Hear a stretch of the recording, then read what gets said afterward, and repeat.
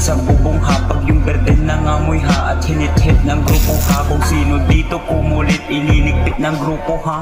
Yung ihi kulay asul na nung nakuha ko na nasa nung inubos ko porsyento, ibinalo ko ng tela. Tinalsik dun sa kalsada, kinain kasi the best. Kinuha yung puto ng aso dun sa bay ales. Di marami yung pinuga mong imbornal, tatlo lang. Paglabas malinis na sana yung puwet, kaso lang napasarap kami. Lasap na yung sabaw ang sarap. Sabi ko na nga maubos yun, wasak na mumula.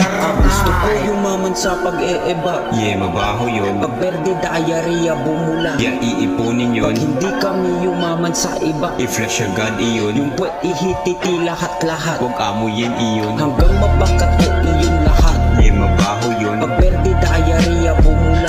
Iipunin yun. Pag hindi kami yumaman sa iba, I-flash agad iyon. yung puwet ihisigi lahat-lahat. Huwag amuyin iyon. Yung puwet kong naburog, lagan yung creamer pakihol. Kainin nyo. Tinagdag sa kolera ang diarrhea sa buong na yun. Nakaudot sa bakong plastic, pumalbog na iyon. Tinira niya yung lahat nung nalaman na blue iyon. Pag kami nag-finger gun sa pool nila number 1, nilalasap yung tsokolate, konting alat, emoy sal.